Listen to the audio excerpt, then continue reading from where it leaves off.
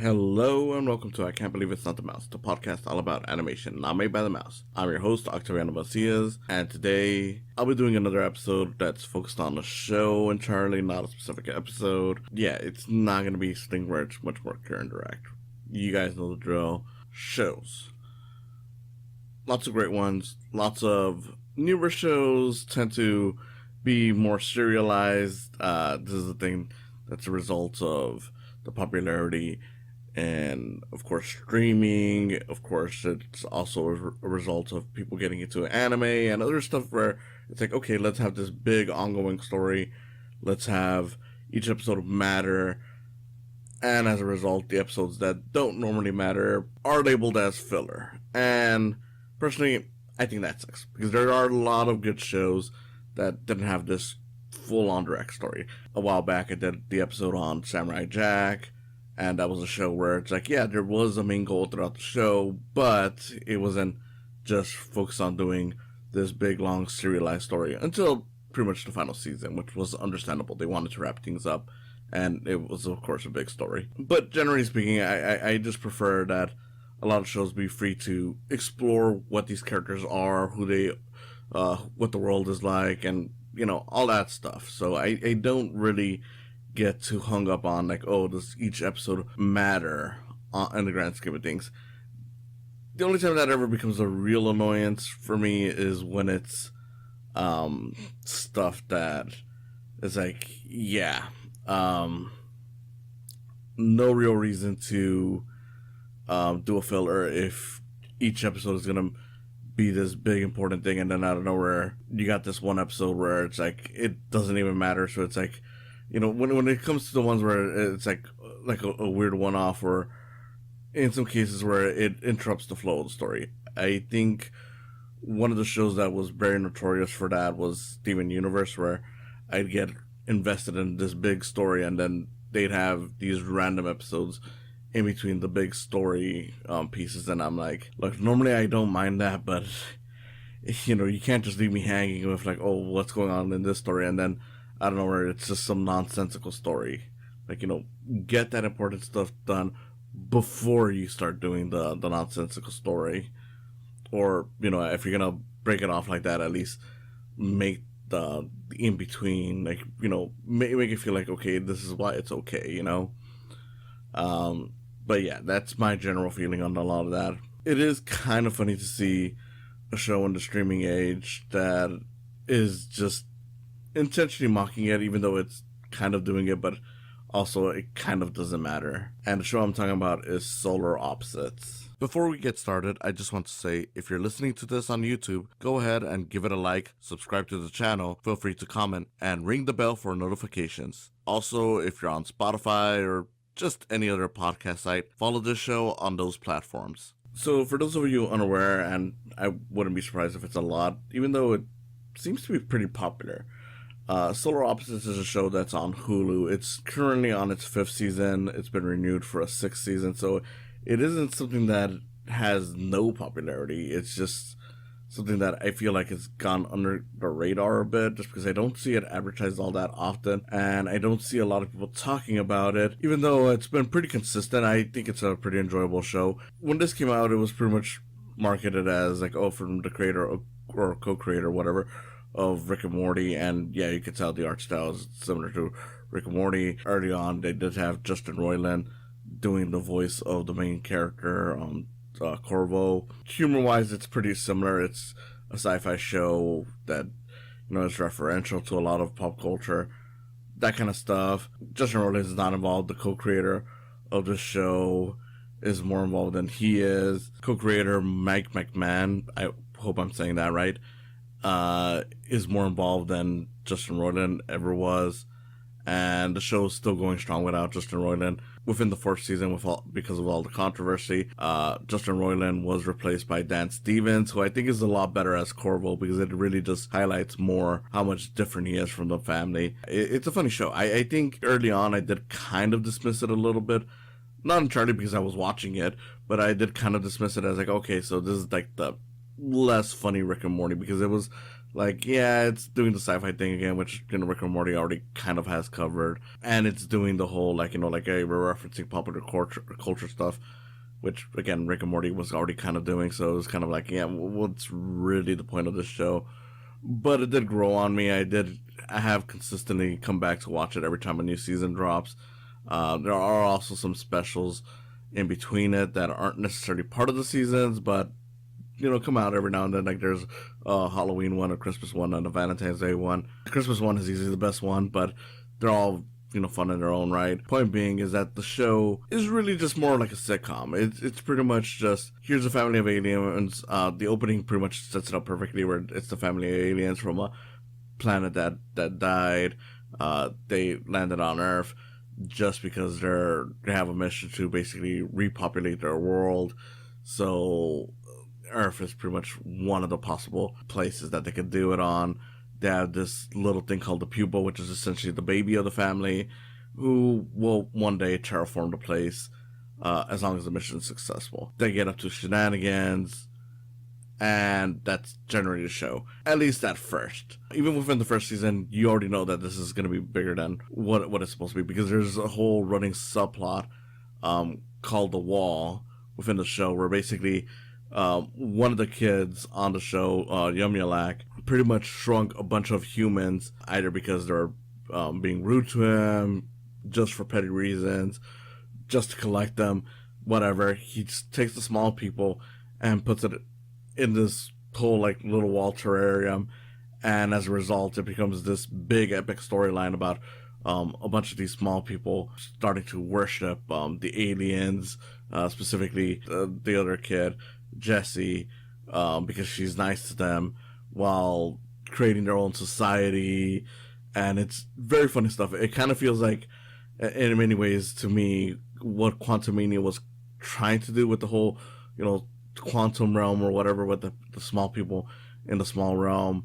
Only it makes more sense here because it's still within our world, so you still get a lot of the comedy of, like, hey, look, to us a toothpick is just a toothpick, but to these small people a toothpick is like this giant spear or something like that. Like, it does that kind of stuff, and it becomes this big long epic storyline that still goes on to this day, with different things where it's like different societies have taken over. They're now outside the wall, but they're still a small society. It's all kinds of funny stuff, and it's just a nice breather from it. And on top of that, there is an eventual other sub-series within the show that started within, I believe, the third season, where the Solar Opposites, and they even refer to themselves as the Solar Opposites, decided to launch this guy to space because he was a dick.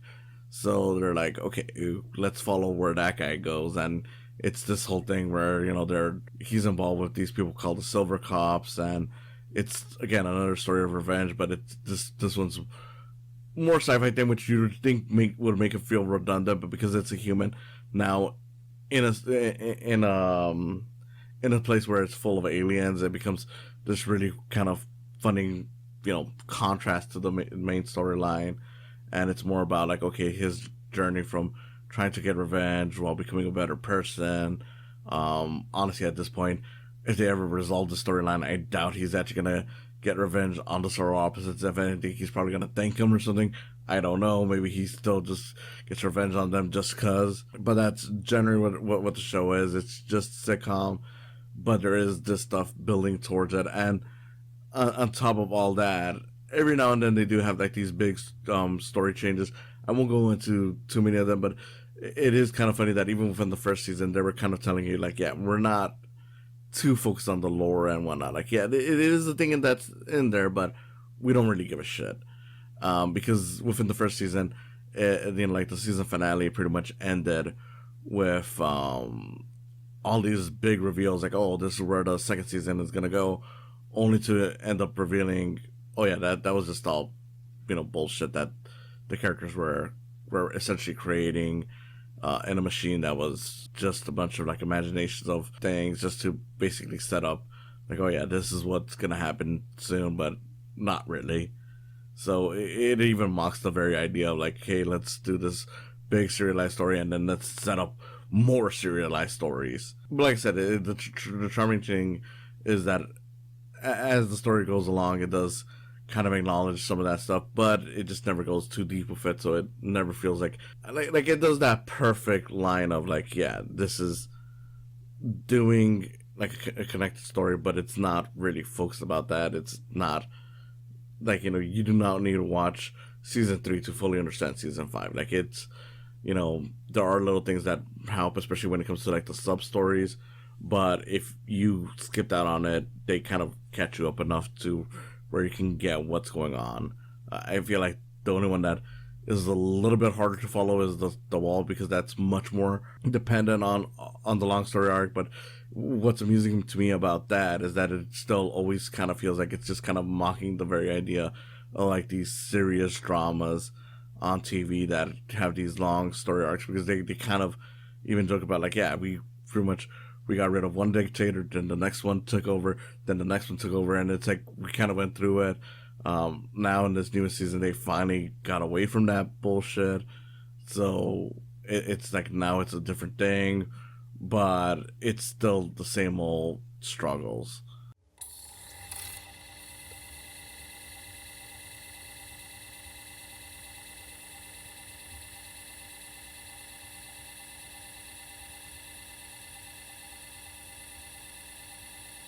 So yeah, all this stuff makes for a very fun, rewatchable show with all the elements of like, okay, it's not really focused on the lore, but there is a continuity, but we're not really making that the focus of the show.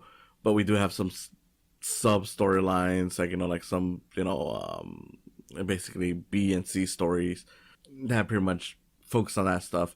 It results in it kind of mattering, but also kind of not mattering. It's weird, but it works to Solar Opposites' favor. When I started watching this, it kind of reminded me of Matt Groening's Netflix show, Disenchantment, where I was just like, yeah, I mean, this is fine, but it's kind of like the lesser version of the big popular show that it's clearly, not a spin-off, but like, like it's clearly owes its existence towards. And of course, with Disenchantment, it would be like Futurama and The Simpsons. With this, it would be Rick and Morty. That being said, whereas Disenchantment slowly just kept on floundering because it kept on, for me at least, missing the point where the show was too convoluted in terms of its storyline, and it would constantly go into circles where it'd be like, okay, we are exploring these new ideas, but we are going back to the status quo. This show really just grew and flourished and just really impressed me over time, just because it was like, yeah, it's constantly avoiding doing real changes towards the main storyline, but at the same time, it doesn't ignore that growth is a thing. Like, if something happens that makes them grow as characters, it stays there throughout the show. Unless they joke about, like, yeah, we're now back at, square one or whatever. And that's very noticeable even within the 5th season, where it starts off right after the events of the 4th season. And at the start of it, it's like, okay, yeah, we're now doing this new planet because we had to leave Earth, only for it to go back to, resetting to just being an Earth thing, just because they're like, well, that's what we know how to do things. Like I said, it is charming because it's like, yeah, I mean, now on the 5th season, and I'm like, yeah, I'm very entertained. I'm willing to see a 6th season. Disenchantment, I think by the time we got to the 3rd season, I just got tired of it because it's like you're going around in circles. There's no real growth, even though they kind of have this illusion of like, oh yeah, like, this big thing happens in the end of the season to set up the next season, which again, Solar Opposites was making fun of. Only difference is that with Disenchantment, despite all that build up to like, oh, this big thing's gonna happen in the next season, once you would get back, you'd realize like, oh, it's doing the same thing that it was already doing. So nothing really changed, nothing really matters. Why are we doing this? Solar Opposites, I think, does it well to, not entirely change it for longtime fans, but at the same time provide some possible changes to the core cast and story if necessary. So what started off as Rick and Morty, the other show from the Rick and Morty guy, Ended up becoming a thing that I just continued watching. At first, I was like, yeah, it's good, but it's fine. It's not really great because the sci-fi stuff is already covered by Rick and Morty. To now, I'm just like, yeah, Rick and Morty has that sci-fi stuff, and in the end, Rick and Morty is probably the better show in terms of like some much stronger episodes. In the long run, this is working a little bit better just because that they're not trying to build up to like this whole like, oh, we're gonna sympathize with Corvo or whatever, and not that it's wrong to necessarily sympathize with Rick, but at a certain point, it's like, okay, well, this guy's done all these horrible things. It continuously makes it harder to sympathize with him, in a way that that the show still matters to me. Like at a certain point, it just feels like you kind of already sold as much as you could with this with his emotional baggage. Can we please just start moving on from this? I feel like the recent season, for example, for Rick and Morty, while good, and I think the way they went about it, while more understandable in terms of replacing Justin Roiland, I feel like they were the ones who did it kind of weaker just because they just decided, like, okay, let's get a guy who sounds close enough to him. And again, it works well enough, but you can tell that the energy isn't there.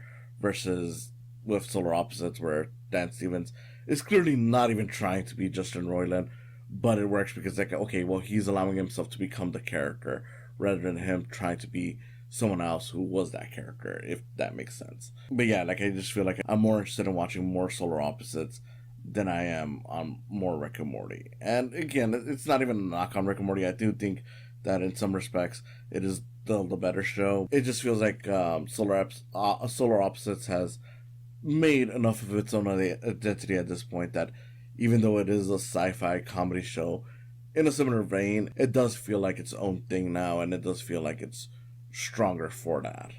Some personal favorites for me when it comes to Solar Opposites. Anytime the wall is brought up is always fun. I do feel like within the last season, it was kind of getting to that point where it's like, okay, this is going nowhere. It wisely chose to do something great, where it decided, like, okay, let's go beyond the wall now, let's have the outside society, which definitely made this season much more interesting. It was a lot better to focus on new characters for it. The space cop stuff is kind of fun, but I'm not gonna lie, that's probably still the weakest one of the three main stories. I do feel it is still a really good storyline to follow. But the main cast, like, man, there's some really funny stuff. Like in this recent season, there's a whole homage to like old Looney Tunes that I think is just great. But the show has plenty of gems. Like even in its first season, there was like Terry and Corvo create a man cave and eventually create like a wife bot to make it more fun. And the wife bot is pretty much just being a nagging wife. I thought that was really funny, and it's still one of the more memorable episodes that I can think of. I mean, with Solar Opposites, one of the things that I do think is underappreciated is just how good it is as an LGBT show.